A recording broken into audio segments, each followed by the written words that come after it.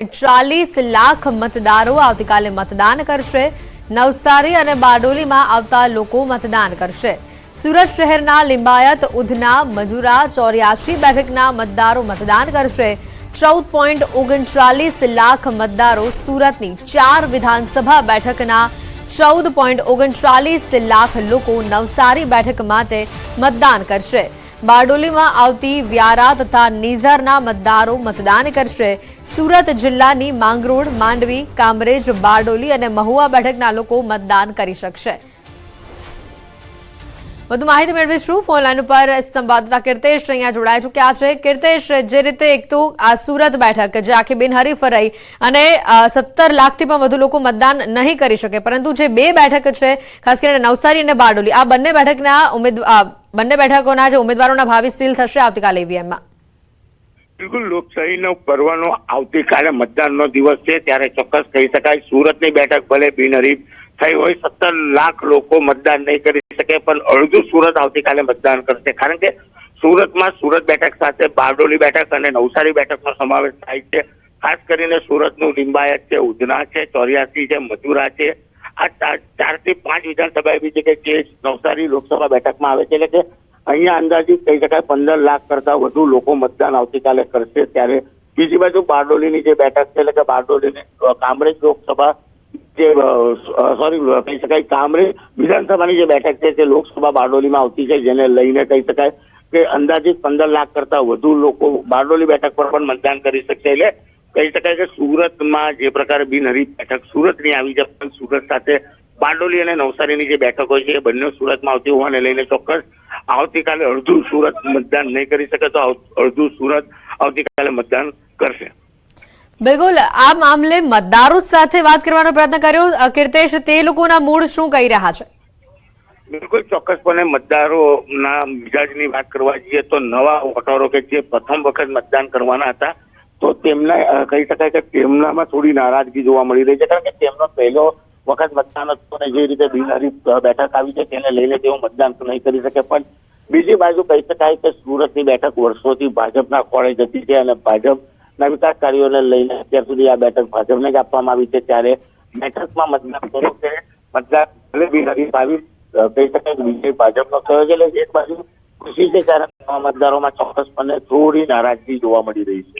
બિલકુલ કીર્તેશ, આપ જોડાયેલા રહેજો। વધુ માહિતી જે રીતે આવી રહી છે, ગુજરાતના ઇતિહાસમાં પ્રથમવાર સુરતના લોકો નહીં કરી શકે મતદાન। સુરતના 17,67,429 લોકો મતદાન આવતીકાલે નહીં કરી શકે, તો સુરતના 9.44 લાખ પુરુષ મતદારો આવતીકાલે મતદાન નહીં કરી શકે, તો સુરતની 8.22 લાખ મહિલા મતદારો મતદાનથી વંચિત રહેશે। સુરતના 72 થર્ડ જેન્ડર આવતીકાલે મતદાન નહીં કરી શકે। ઓલપાડ વિધાનસભાના 4,49,065 મતદારો નહીં કરી શકે મતદાન, તો વરાછા વિધાનસભાના 2,07,977 મતદારો મતદાન નહીં કરી શકે। એટલે અહીંયા ચોક્કસથી કીર્તેશ કહી શકાય કે જે મતદારો પોતાના મતદાનનો ઉપયોગ નહીં કરી શકે, એટલે ક્યાંક ને ક્યાંક જે વ્યવસ્થા જે પહેલી વાર એક તો એવું બન્યું છે ઇતિહાસમાં કે આ બેઠક બિનહરીફ રહી છે।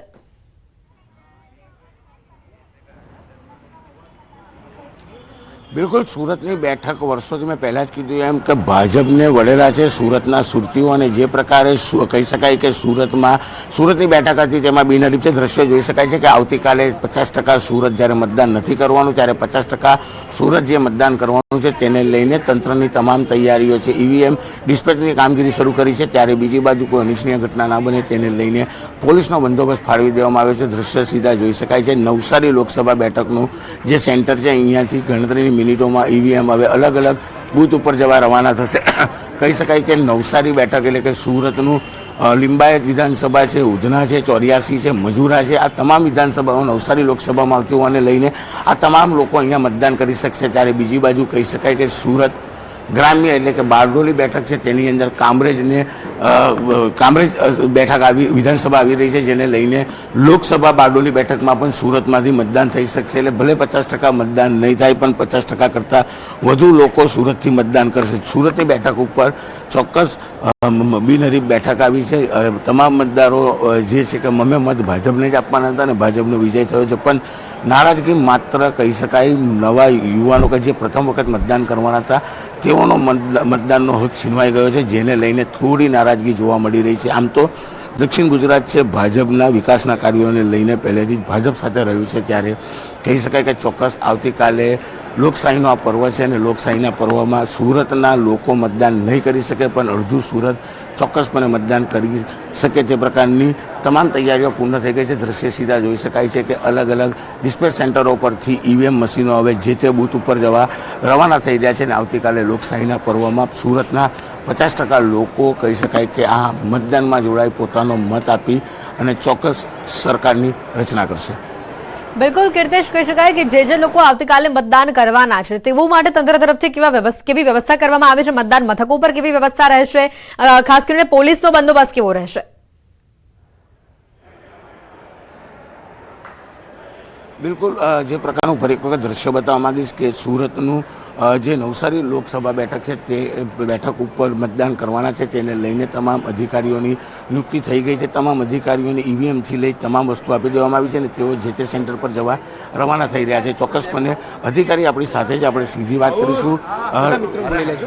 નવસારી લોકસભાની બેઠકને મતદાન છે એને લઈને કયા પ્રકારની તૈયારી લોકો માટે ખાસ? બિલકુલ, આપણે અહીંયા જે રૂટ વાઇઝ આપણા ડિસ્પેચિંગ ચાલે છે એને અત્યારે રૂટ વાઇઝ બધી માહિતી તૈયાર થઈ ગઈ છે, બધું મટીરિયલ અપાઈ ગયું છે, એમને ચેક બી કરી લીધું છે અને ધીમે ધીમે ટુકડી વાઇઝ હવે જેમ આપ જોઈ રહ્યા છો એમ બધા પોલિંગ સ્ટાફ બધું ધીમે ધીમે નિર્ધારિત કરેલી બસોમાં રવાના થાય છે. ધીમે ધીમે લોકો માટે શું વ્યવસ્થા ખાસ કરી? લોકો માટે ખાસ એમના મતદાન મથકમાં એમના માટે એક હેલ્થ કિટ આપણે આ વખતે પ્રોવાઈડ કરી છે.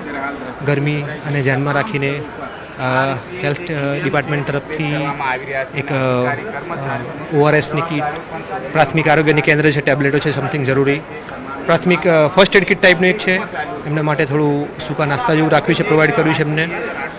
એ રીતે વ્યવસ્થા આપણે અલગ કરી છે આ વખતે સારી એવી, લૂને ધ્યાનમાં રાખી. અધિકારી તેમનું સીધું કહેવું છે કે મતદાન કરવા આવતા લોકો માટે તમામ તૈયારીઓ કરી દેવામાં આવી છે. મતદાન મથક ઉપર પોલીસ સિક્યુરિટીમાં તમામ ઈવીએમ મશીનો હવે જે તે બૂથ ઉપર જવા રવાના થઈ રહ્યા છે. સૌથી મહત્વની વાત છે ગરમીનો સમય છે ને કહી શકાય કે ગરમીમાં આવતા મતદાન કરવા આવતા લોકોને કોઈ હાલાકી ના થાય તેને લઈને ખાસ તૈયારી કરવામાં આવી છે. ORSની કીટથી લઈ કોઈપણ જાતની પરિસ્થિતિને પહોંચી વળવા માટે આ વર્ષે તમામ પ્રકારના પ્રયાસો કર્યા છે. ગરમીનો સમય છે, લોકો વધુ મતદાન કરે તે પ્રકારની અપીલ તંત્ર દ્વારા કરવામાં આવી છે. ત્યારે બીજી બાજુ ગરમીને લઈને મતદાન કરવા આવતા લોકો માટે પાણીથી લઈ તમામ વ્યવસ્થા કરવામાં આવી છે અને જો કોઈને ડિહાઇડ્રેશન થાય તો ચોક્કસ તેમના માટે ORS સાથે મેડિકલની ટીમો પણ તૈનાત કરવામાં આવી છે. બિલકુલ કીર્તેશ, આભાર માહિતી બદલ. સુરતના 17.67 લાખ લોકો કાલે પોતાના મતાધિકારનો ઉપયોગ નહીં કરી શકે. 9.44 લાખ મતદારો ખાસ કરીને પુરુષ અને 8.22 લાખ મહિલા મતદારો છે જે વંચિત રહેશે.